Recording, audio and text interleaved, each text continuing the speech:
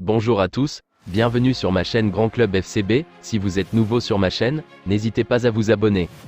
L'entraîneur du FC Barcelone, Xavi, était en conférence de presse à la veille de la demi-finale de la Supercoupe d'Espagne face à l'Osasuna Pampelune.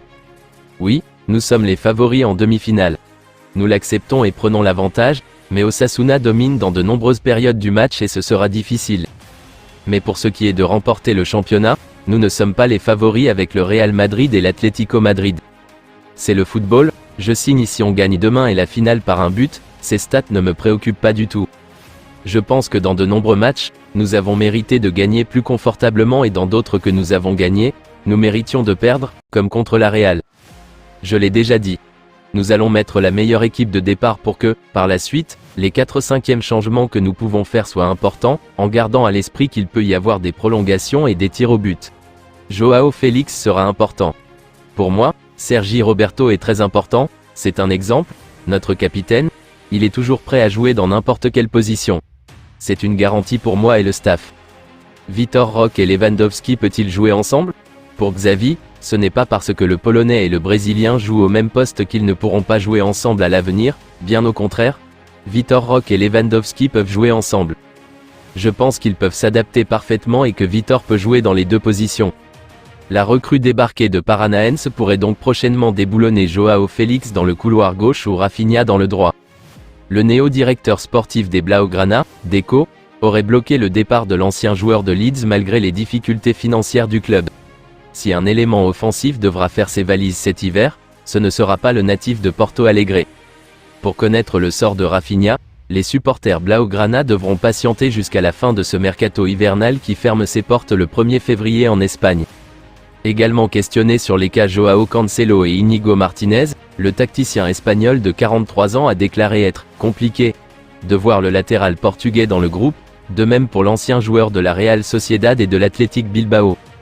Outre leurs absences, le portier allemand Marc-André Ter Stegen, Gavi et le latéral Marcos Alonso sont tous les trois restés en Catalogne pour suivre leur programme de récupération suite à leurs blessures respectives. Xavi devra composer avec un effectif amoindri demain soir. Ronald Araujo restera-t-il au Barça? Fabrizio Romano relate la récente prise de parole du défenseur barcelonais, lassé par les rumeurs dont il fait l'objet à chaque mercato. À chaque fenêtre de transfert, nous avons des histoires sur moi, ils ont aussi parlé de Manchester United l'été dernier. Je me concentre sur Barcelone, a précisé l'Uruguayen de 24 ans. Avant d'ajouter, je fais de mon mieux pour le Barça, à 100%. C'est un privilège de porter le brassard de capitaine, j'en ressens la responsabilité. Formé en Uruguay au club local de Rivera puis au club Atlético Rentistas, le défenseur d'1,88 m rejoint le Barça en août 2018 contre 1,7 million d'euros. Avant une saison d'acclimatation avec l'équipe réserve des Blaugrana puis une timide découverte des pelouses espagnoles lors de la campagne 2019-2020, l'international uruguayen se révèle la saison suivante avec 22 titularisations en 32 matchs et n'a plus quitté le 11 de départ barcelonais depuis. À 24 ans, le capitaine du Barça a dépassé les 100 caps avec l'équipe première et s'est mué en pièce maîtresse dans la défense de son entraîneur Xavi. Formant un magnifique pair avec Koundé, le club catalan pourrait avoir du mal à lâcher son joyau cet hiver. Revirement de situation dans le dossier Alex Garcia?